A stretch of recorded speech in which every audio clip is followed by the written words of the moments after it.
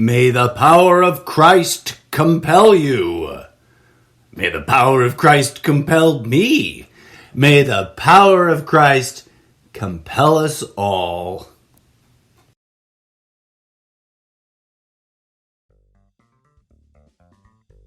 This is the Almost Daily Zencast. Hello, and namaste. Thank you for tuning in to today's episode.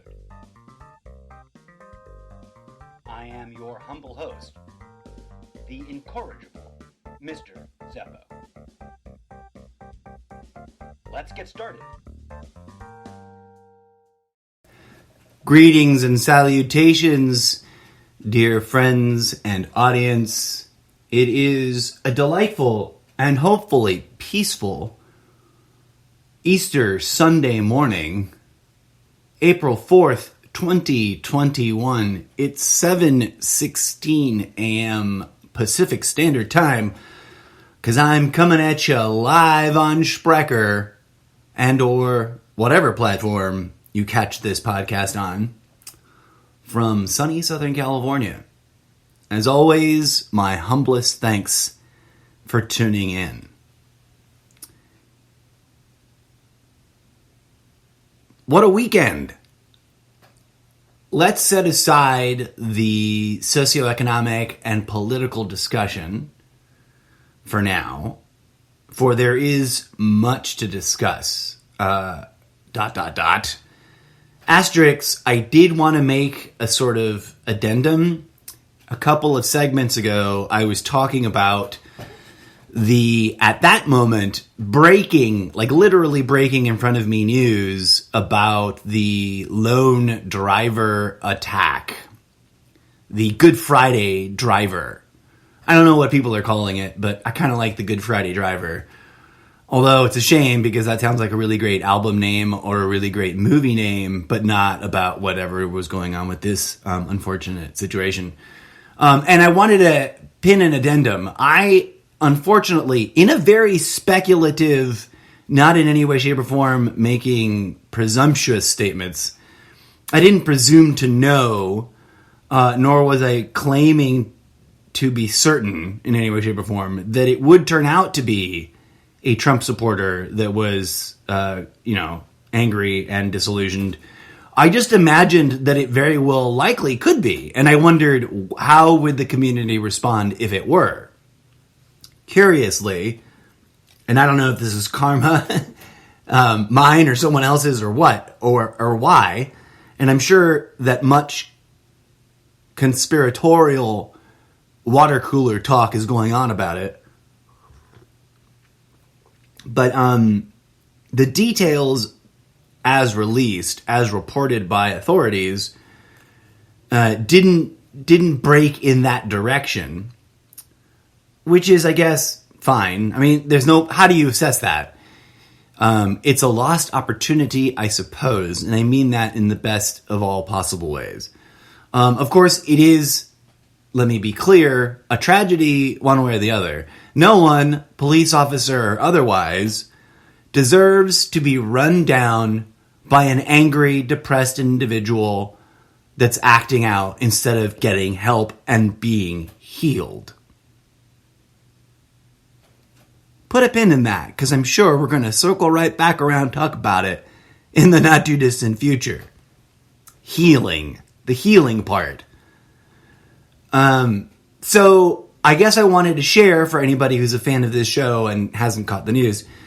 It turned out, for better or worse, and it may be technically speaking a little worse in terms of the overall outcome, the individual as identified, according to the authorities, is not a single white depressed Christian male who believes Jesus Christ has returned in the form of Donald Trump, which I had thought was the most likely, but turns out, I was totally wrong. And hey, I'm perfectly capable of admitting when I was wrong. And I, just wanted to clarify, I was speculating, not making blind assertions that I couldn't back up. There is a difference, right? At any rate, the driver turned out to be, as African American, I think, although that term hasn't quite been used.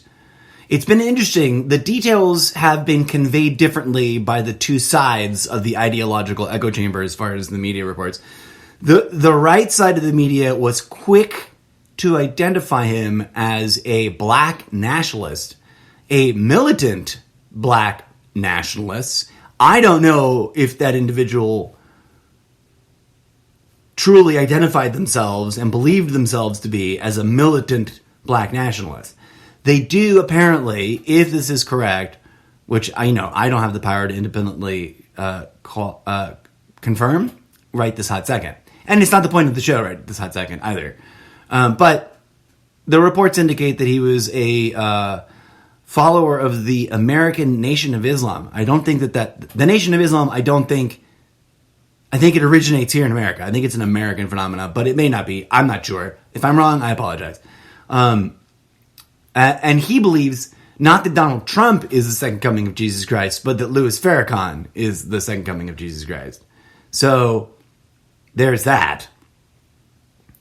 I just wanted to clarify that so that no one thought that I was misrepresenting the facts. At the time that I said what I said, I had seen zero reported about the identity, and I'm fairly certain that at that time it had not been hitherto publicly released. And I was, of course, more intrigued with the theoretical question of, like, how aggressively will this action be dismissed by the right and by the larger, because they're not all right-wingers, right?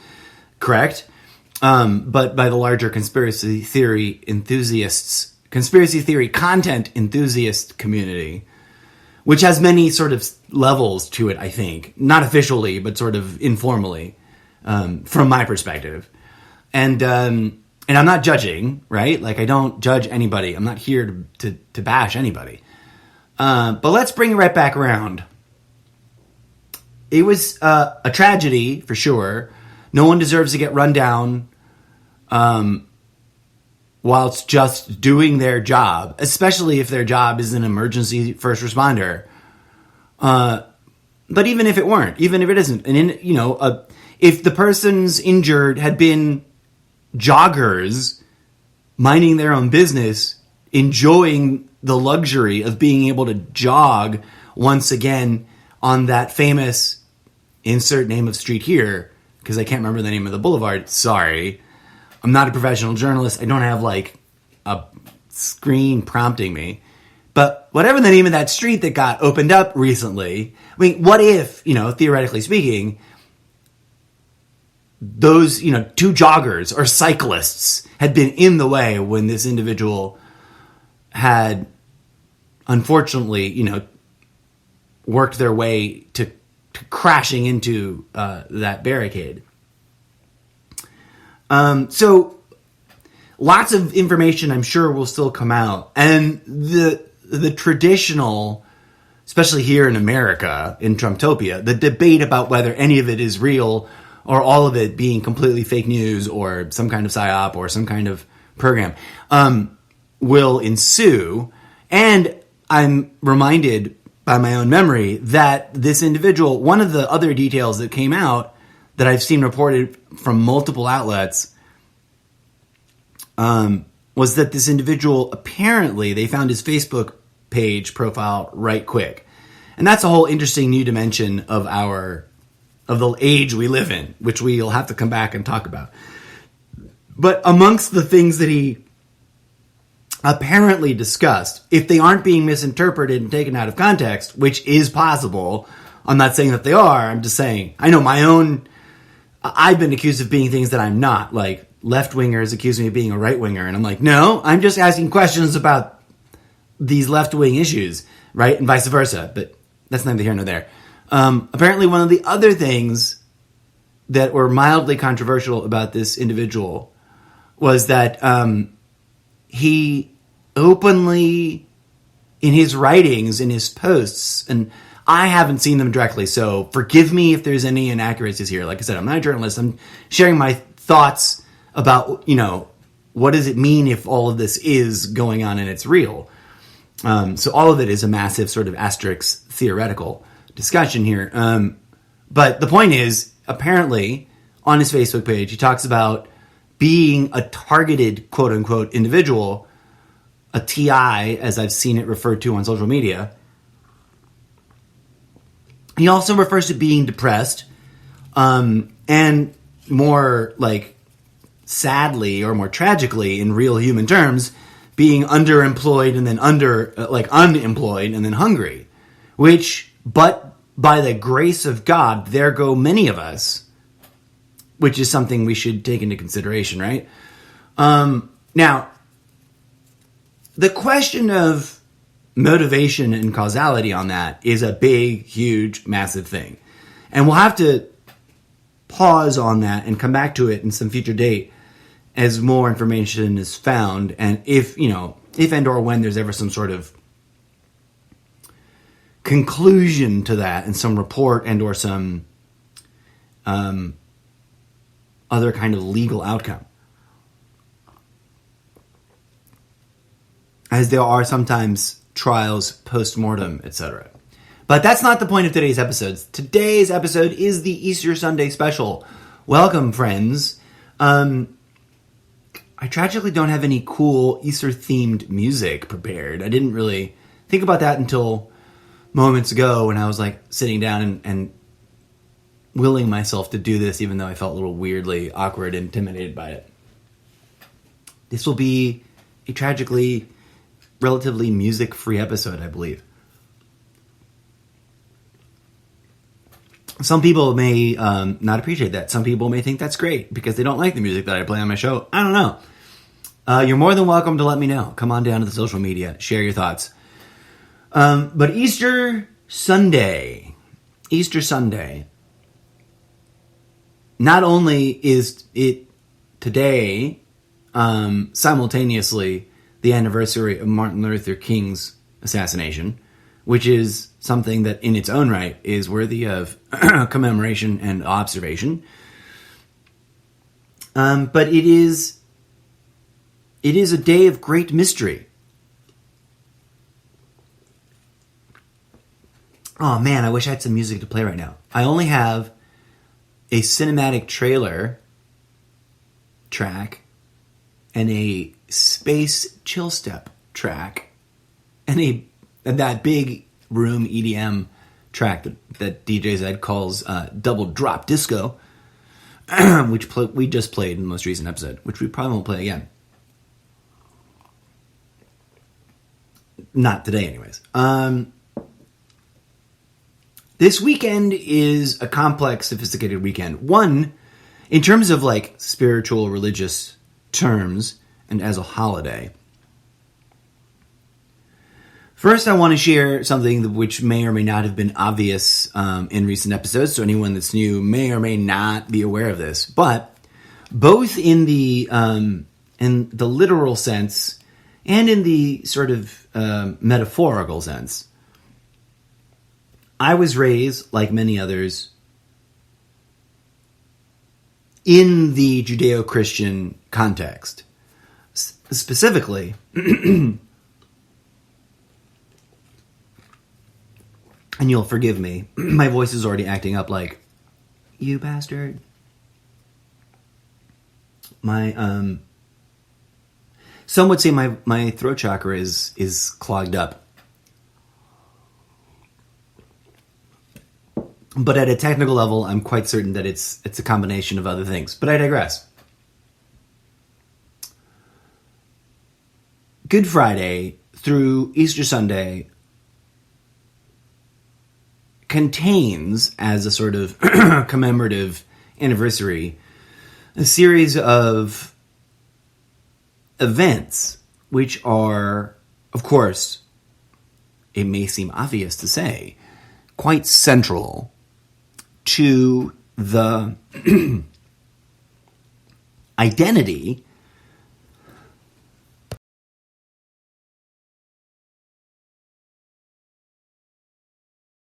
forgive me, I had to cough. Both to the identity label construct of anyone and everyone that attends a Christian church, whether they be Catholic or one of the subsequent derivative novelty versions. No offense to anybody, but I know too much of like the history, the workings of the ideological deployment of the many varieties of Christian flavors. It's like Baskin Robbins of Christianity. It's like you can walk into, if you had to walk into a store to pick which Christian church you belong, it'd be like, a big display of over 31 different flavors. And I don't mean that rudely. So I come from within a specific tradition. And I have, with all due respect, my reasons for no longer actively being a participant in that organized tradition. But I also, quite honestly and sincerely, retain a deep connection to all that which I learned and investigated in that tradition. I like to occasionally joke, but it's one of those jokes that's got a lot of truth in it, that I gave up my Bible-thumping practices, or my Bible-thumping habit, or my Bible-thumping addiction or vice quite a long time ago. So what do we want to talk about? What do I want to talk about on Easter Sunday? I mean, there's so many layers that I kind of don't know where to begin. But let's start with the obvious, the surface, the commercialization of the holidays, and how it's all eggs and bunnies. Now, this is nothing new. The hyper-commercialization of what had been traditional high holy days of, to take a very broad meta view, telescoping way out, the Judeo-Christian tradition, not to be exclusive, because it's just a simple function of the growing Muslim population or Islam representation in the United States having been relatively low and also marginalized and neglected, not by me specifically, because I'm a very inclusive, onist kind of guy, as you may recall, but by the culture here, right? So the hyper-commercialization of holidays, I guess you can say, has not had the opportunity yet quite to sink its claws into that and other traditions. My point, though, is it fascinates me and it saddens me as a former, and I took myself very seriously, my dear friends, a former ardent believer in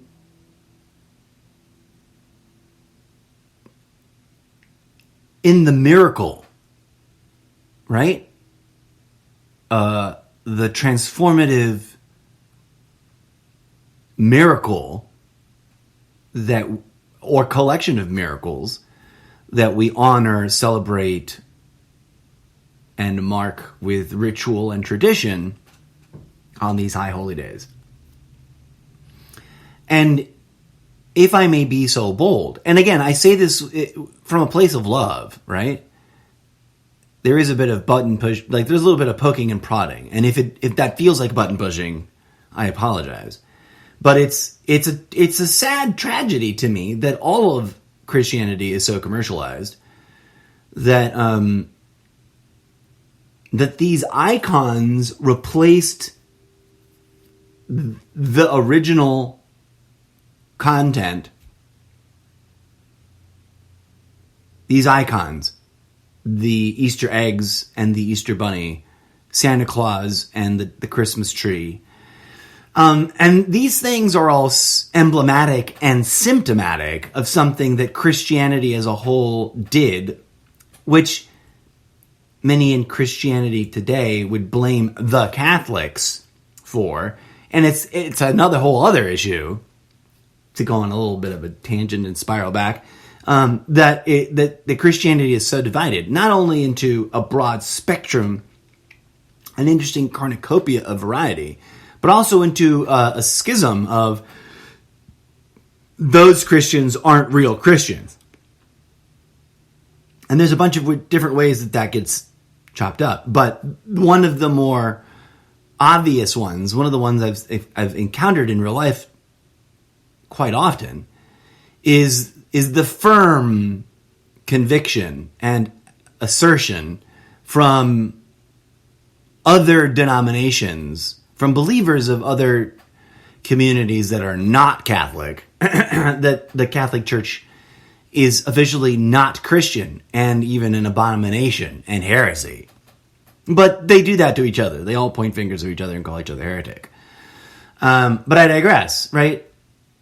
This holiday, Good Friday through Easter Sunday, arguably, to return to the thing I was being so bold as to say, if I may be so bold as to say, is the single most important event in the collection of seminal, foundational, central, pivotal, important events that collectively make up the foundational mythos. And I use that word with respect, because it was quite officially and painfully obviously transformed into a mythos as the practices taught by Jesus spread and the communities coalesced and through various means evolved, let us say, into the Catholic Church, which was, for quite some time, the singular, primary, and exclusive sort of world-dominant expression, barring some outlying outliers, and those that immediately rebelled against or broke away from the church. You know, one of the oldest and largest divides being between the Roman Catholic and the Orthodox Church, but that's a whole other set of histories we don't need to get into right now.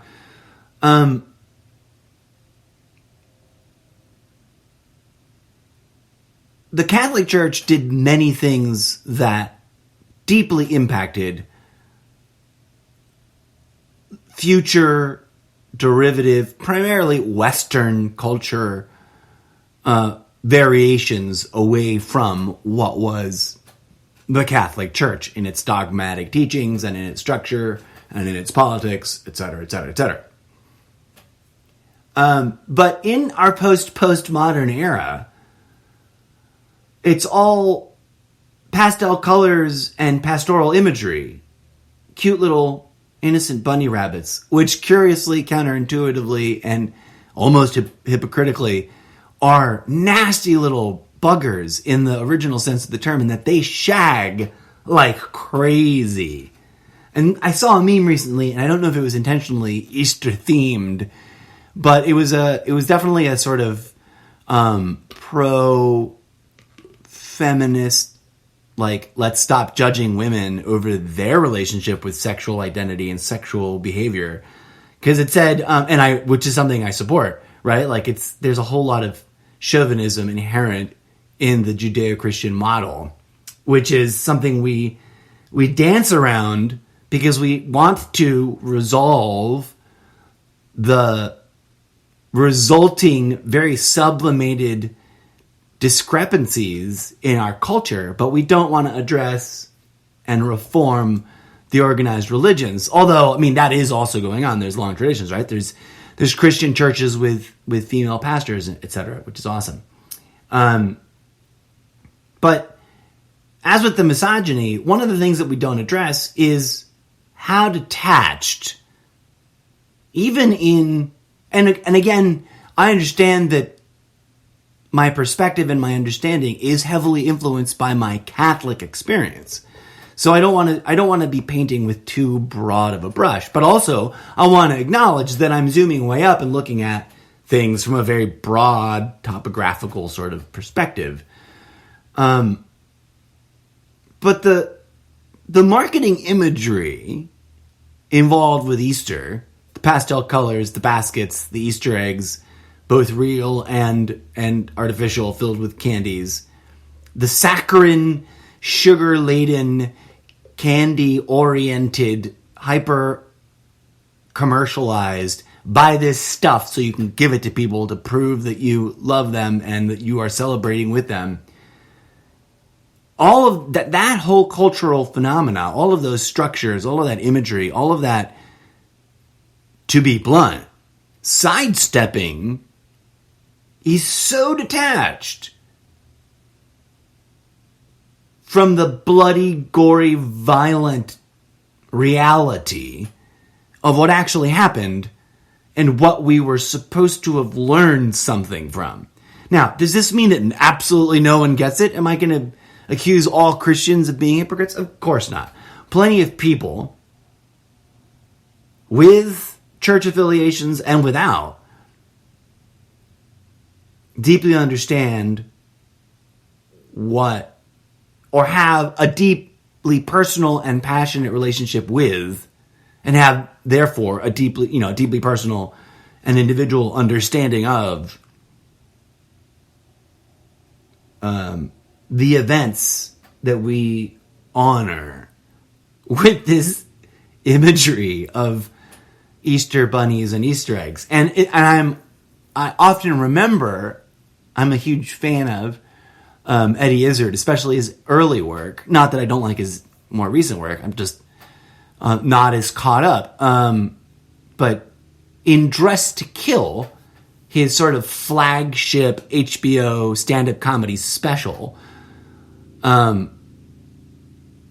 he has a bit, which I won't be able to recite or anything, but he has a bit where he delves into and points out that the bunnies are a co-opted fertility image because in the earliest days of the first century of the church, as it was cobbling together its power and assembling its assets and invading nations, etc., once it truly became the church and was like, okay, how do we get other people to submit?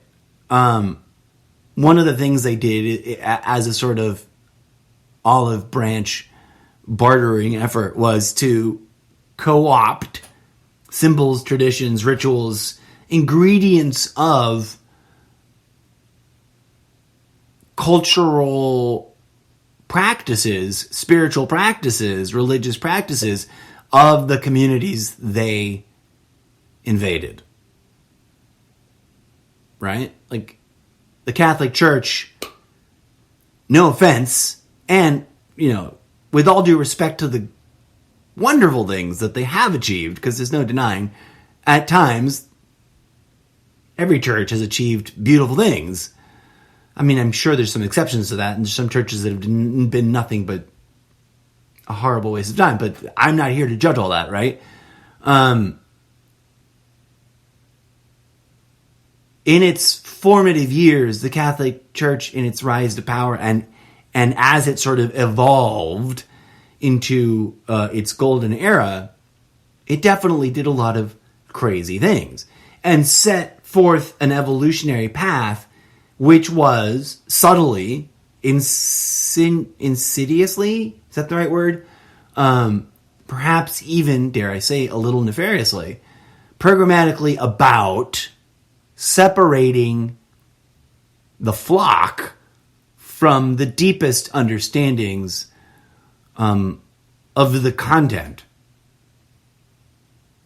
and of the original practices and of the events that we simultaneously claim to honor, remember, and preserve.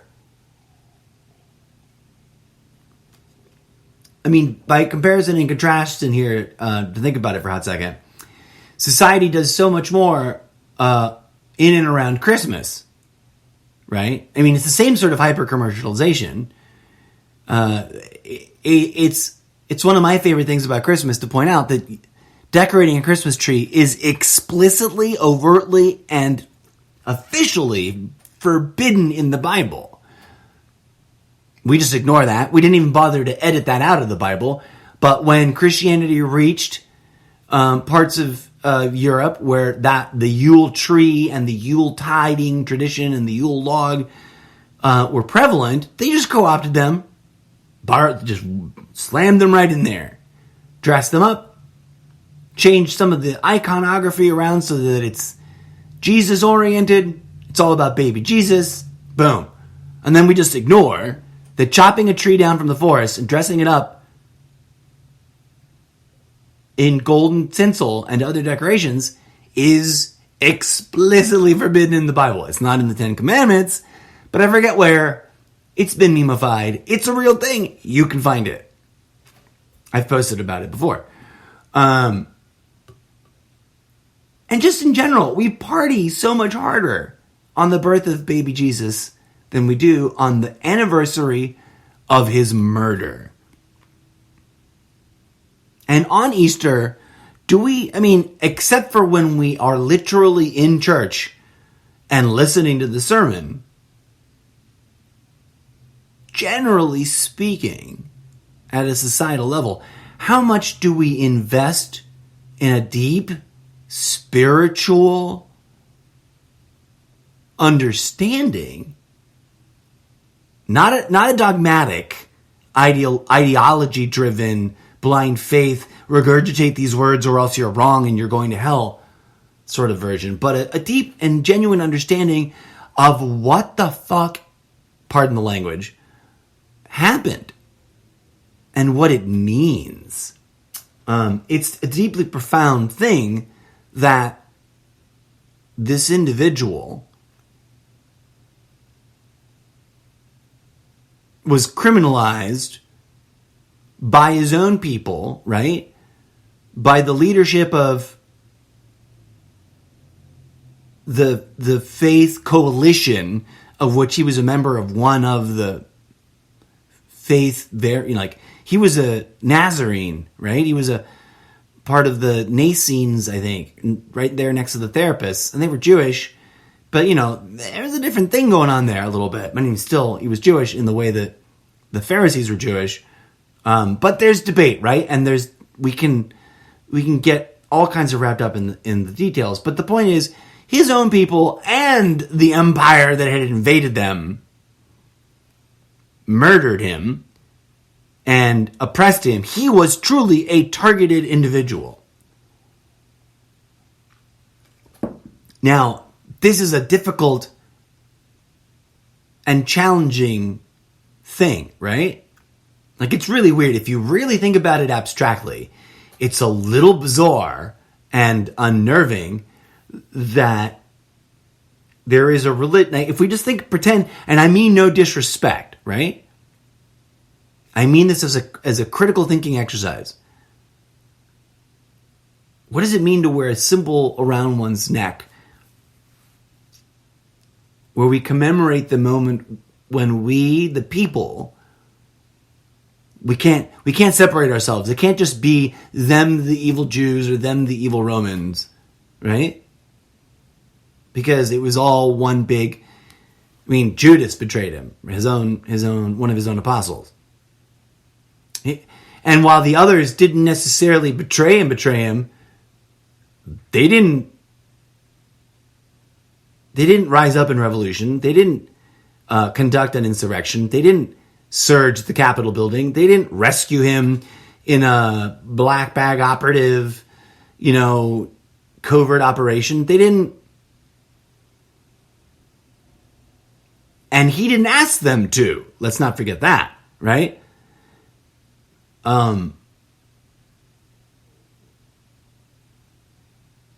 So it's intense.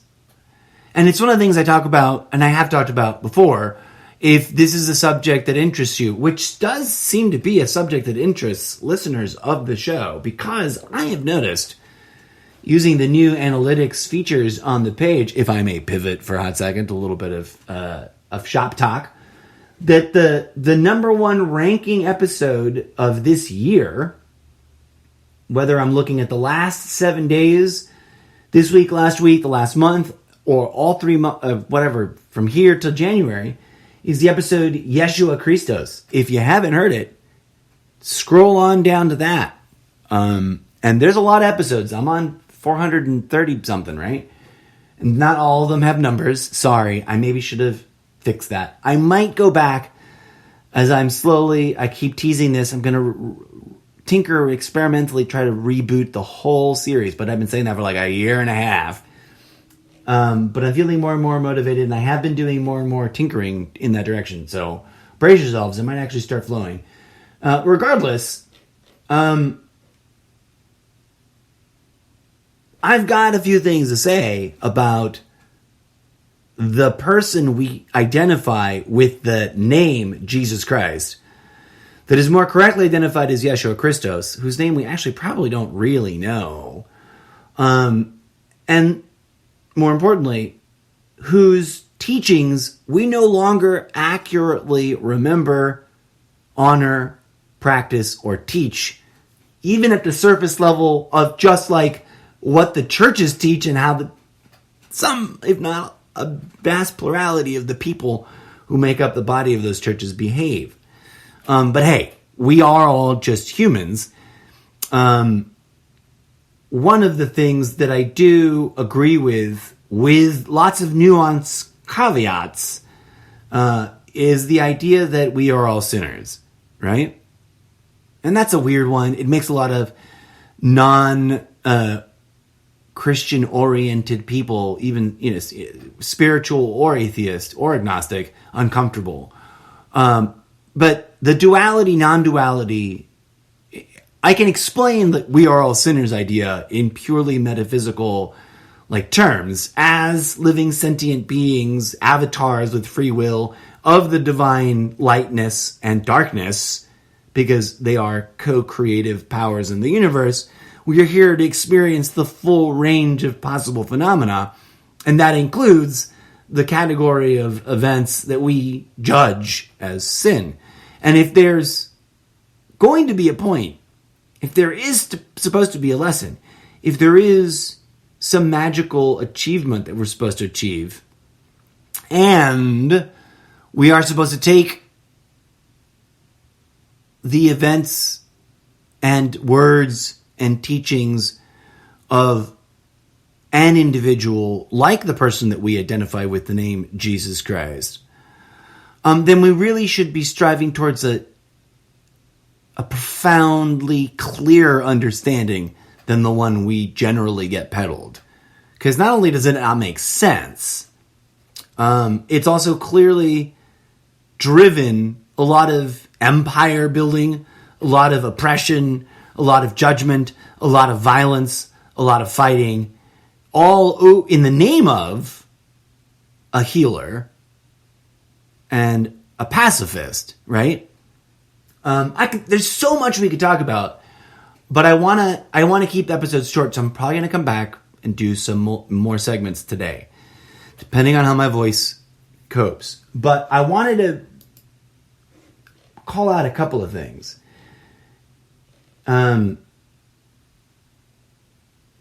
Which I may or may not get around to really exploring deeply. But maybe we'll come back to it in future days, right? It doesn't have to all be today.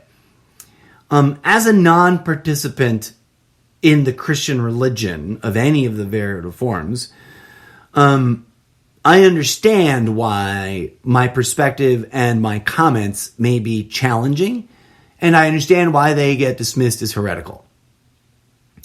But my fascination with the person we identify with the name Jesus Christ has been enduring and profound, and I have, I think, dealt in all earnestness, or worked in all sincerity, towards achieving that which most Christians, regardless of variety or which club they belong to, or however you want to identify, or describe it, regardless of which sect, because I'm non-sectarian, right? I'm a secular Christian entheogenic mystic, which it's a hard thing for people to approach.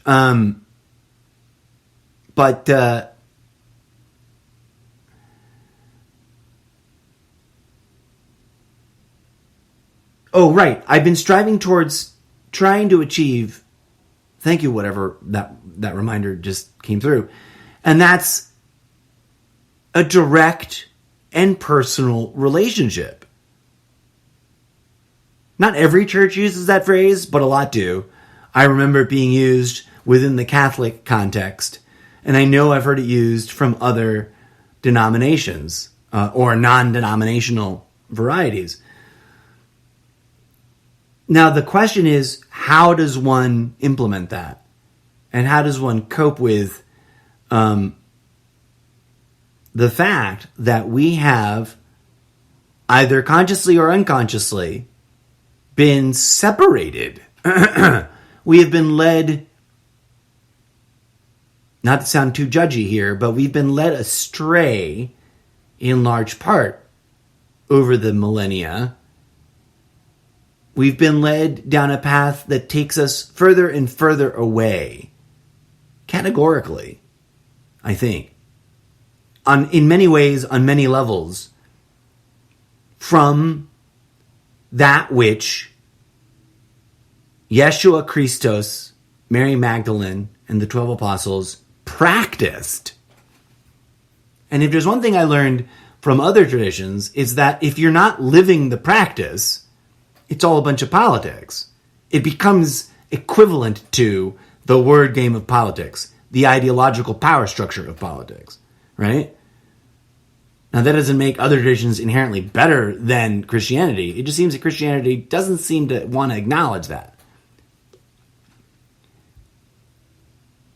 And yet they do, right? I don't want to be too dismissive. It must be remembered, especially on days like this, that there's a lot of beautiful, loving, caring people who are out on the streets wearing their masks, trying to help their neighbors because they've organized relief efforts through their church.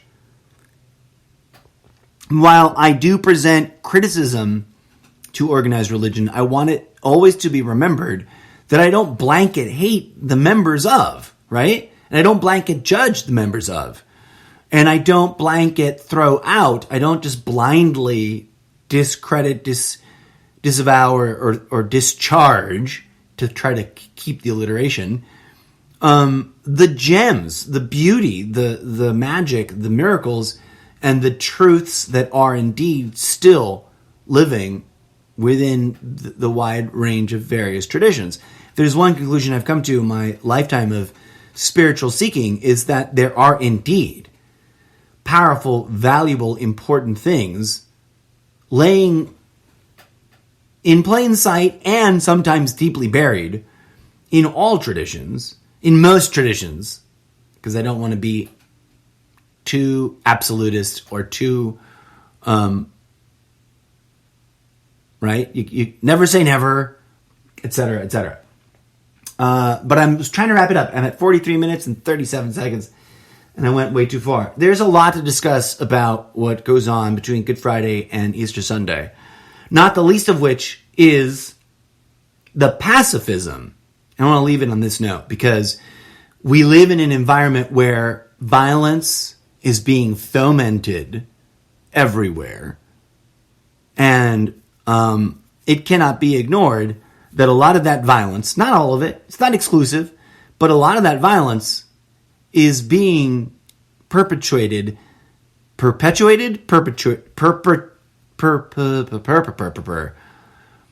perpetuated, that's the wrong word, perpetrated. I think that is the correct choice, the word I was trying to say and I couldn't pronounce, perpetrated by, and often, in the name of, organized religions. And we come full circle, right? Trump never made this claim overtly, but a lot of the people present and this is a speculative statement. I would love, and I guess I'm asking a question. I would love to see the numbers. I'm not claiming that I know, but if I were a betting man, which I'm not, I don't wager money on almost anything except for my ability to remain completely wordlessly silent for a predetermined amount of time that I agree to, for money, because people refuse to believe that I'm capable of doing that. And I totally am, despite the fact that I have logorrhea of the mouth, as clearly evidenced by my way too long, way too rambly episodes, for which I apologize. But I digress, right? While technically not a Christian, he was a follower of the Nation of Islam, the individual who rammed his car into a barricade, I'm not sure what else this person attempted or believed they were going to be able to achieve, right, in their minds. But they got that far, and then maybe they were trying to, this is speculative, I don't know if this has been reported, I doubt it has, but I'm sure it'll eventually get talked about. It's entirely possible that he was trying, because it seems there's evidence that he was undergoing depression, and whether or not he was the subject of psychological manipulation overtly vis-a-vis the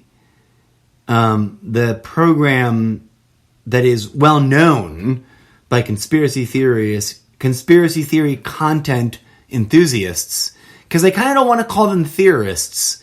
Most people in the quote-unquote conspiracy theory community are not originating their own original theories. And most people in the conspiracy theorist community tend to freak out when someone else posits a new theory. And it isn't exactly all the things that they already agree and believe in. But that's a whole nother issue. Something I've already addressed, and I'm sure we'll come back around to address again. But throughout the history of the organized religion of Christianity, violence has been committed in the name of Christ. And even if we were to take the reductionist view that he was just a man, which some people who call themselves Christian subscribe to, and I'm not advocating, I'm just saying, hey, that's out there. So there's a lot of there's so many interesting varieties of like within the general body of belief in the Catholic Church itself, never mind the current display of different churches that use the name or the image of Christ. That's a whole nother episode we can get into. But fundamentally, on this weekend, the one thing that cannot be denied, and yet is somehow magically neglected in so many ways, on so many levels, is that the individual that we identify with the name Jesus Christ didn't lead a revolution, didn't take up arms against this group or that group or those people or that people or the state. Yes, he flipped some tables over, and he may or may not have used the whip in that scene. Kind of doesn't make sense to be whipping a whip and flipping tables over at the same time. Never understood that image. I always kind of figured he did one or the other, but not both. But there is literally some famous paintings of him trying to do both at the same time, which doesn't make sense. But he, and this cannot be refused, he told his colleagues to stand down. He didn't use that language, right? But while there is the bit about selling your cloak to buy swords, everyone forgets that the next thing he tells you to do with the swords is to melt them down into plowshares. What are plowshares? Things were at that point essential to growing food, right? The plows that tilled the soil. Look it up if you've never heard the phrase. This man, and or demigod, and or demiurge, and or universal spirit of masculine divinity, and or primal sibling that is part of the divine progenesis of humanity, the first Adam before Adam, whichever way you want to look at it, we're supposed to revere this guy. And this is more of a critique to the American culture of Christianity. And I say this with love, man, not with judgment. I say this with like, hey, you guys, shouldn't we stop and question what we're doing and why we're letting it happen? But this guy said, no, everybody. I'm going to let these Roman soldiers arrest me. I'm going to let them take me in even though this is an unfair trial. I'm going to let them beat me up and abuse me. And I will let them pin me up on a crucifix, which is a painful fucking way to die from what I understand. And it takes a bit. It's not some quick and easy death. And he fundamentally, as the first words, the first of the 7 words or sayings of Jesus on the cross points out, he forgives them all. He forgives them all. He doesn't strap up and lock and load and kill everybody and let God decide. That is a perversion of the image and teachings and practice of Jesus Christ. And yet how many people proudly call themselves a Christian own that t-shirt?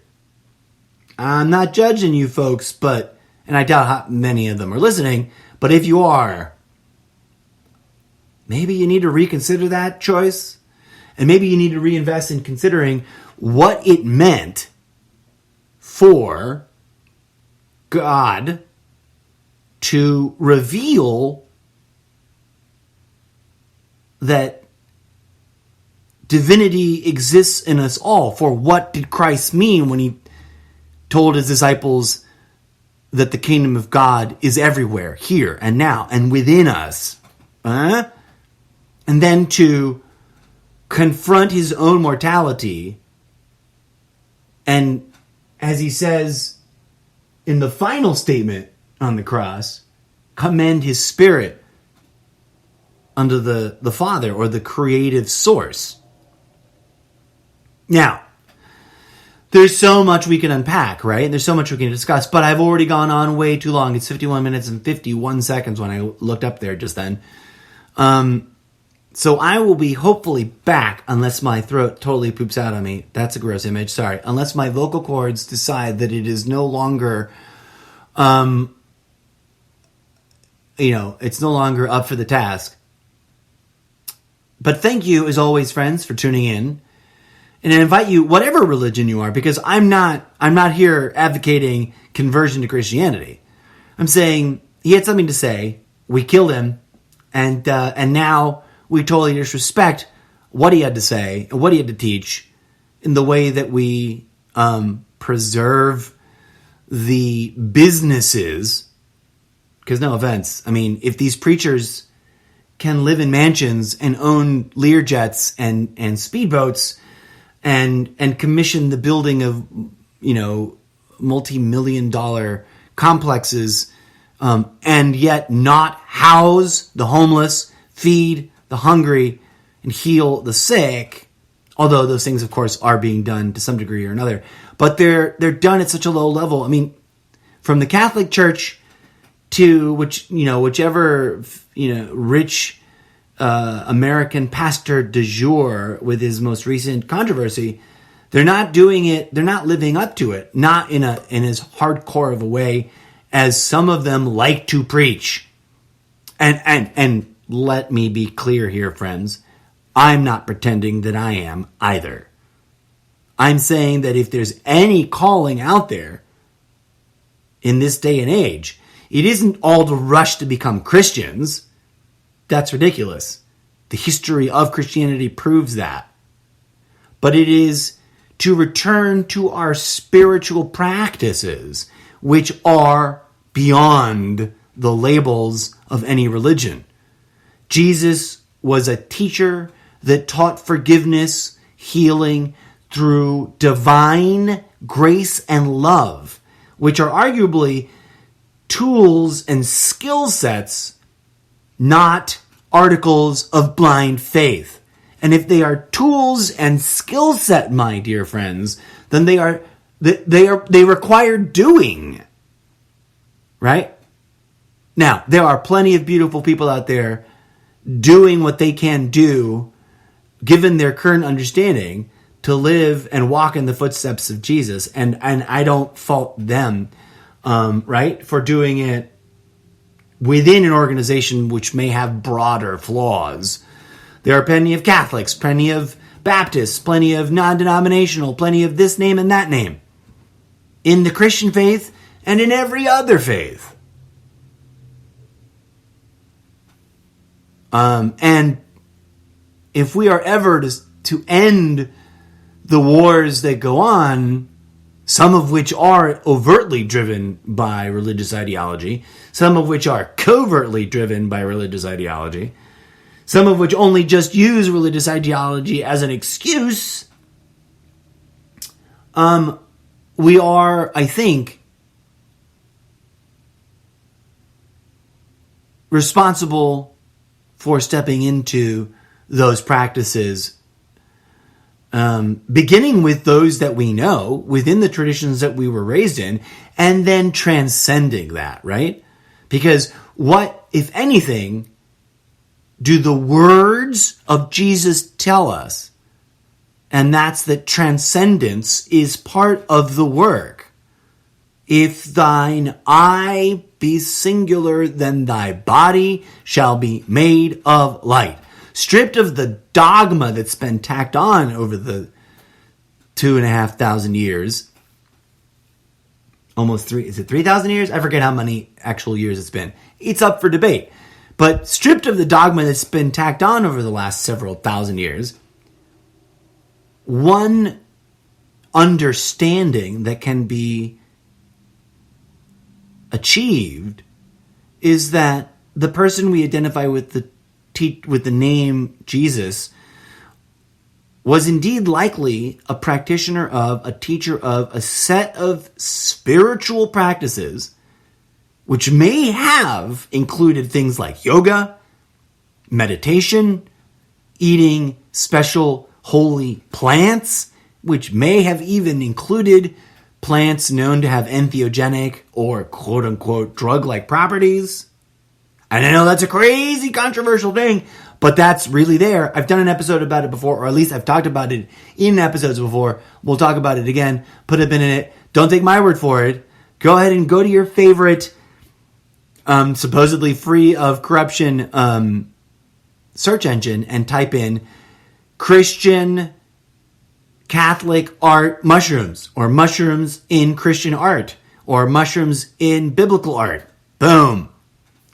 So, has there been obvious evidence of the cannabis plant in Christian art? And going far back enough that you can say like this, there must be a reason this stuff is there. But that's a whole nother episode's worth of content. On this day, friends, I hope that you find for yourself that transcendent message of pacifism, of forgiveness, of love, of having faith not in human organizations, but in the divine thing. And that he doesn't really ever talk about a plan, but of a kingdom, right? And I got to stop or else I'll keep spiraling. Tune in for more as I feel motivated to come back after a brief respite and some vocal care. As always, friends, I do and legitimately take this project, my podcast project, as a form of contemplative practice. So I want you to know that the healing vibes, the loving care, the prayers and thoughts are already bundled and have already been sent. It's really just about whether or not you receive them, dear friends. And I think that's true everywhere.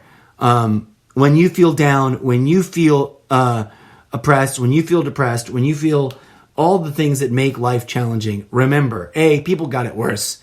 B, if you believe in Jesus, remember, he had it worse. And B, remember that there was a point to the suffering on that cross, and it wasn't to worship him blindly and do whatever the organization tells us to do. It was to seek within our divine light and grace and love in order to have the capacity to transcend the violence of this world through unconditional loving forgiveness.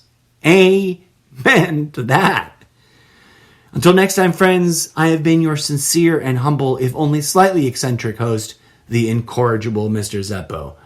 May peace, love, and grooviness find you, and may the power of Christ compel you to transcend the ideology and find that healing divine grace in yourself and in others, regardless of their religious organizational affiliation.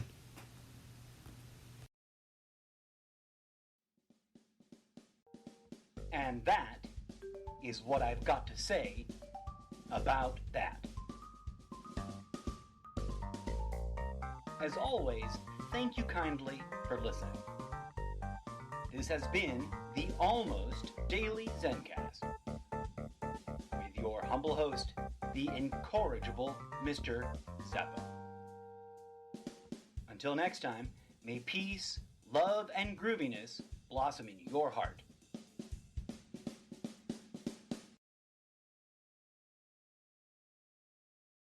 We should bring What Would Jesus Do back. Whether or not we're members of any particular given Christian church, because Jesus was a groovy, spiritual dude once you get down and get into that personal relationship with Jesus. And if you're having that direct and personal, non-dogmatic, non-ideologically driven relationship with Jesus, the kind that's about trying to discern the practices that he taught, he would appreciate that as a sort of meditation practice. Ask, what would Christos, Yeshua Christos, actually do? Because I tell you what, he wouldn't be milking his fan base for donations under misleading contexts. He wouldn't be pitting his people against one another using left versus right or right versus left dogma ideology. He wouldn't be bombing other countries in the name of political ideology. He wouldn't be radically ignoring the needs of immigrants seeking asylum. He wouldn't be persecuting people for their identities or who they love. He wouldn't be murdering others or committing acts of violence in God's name.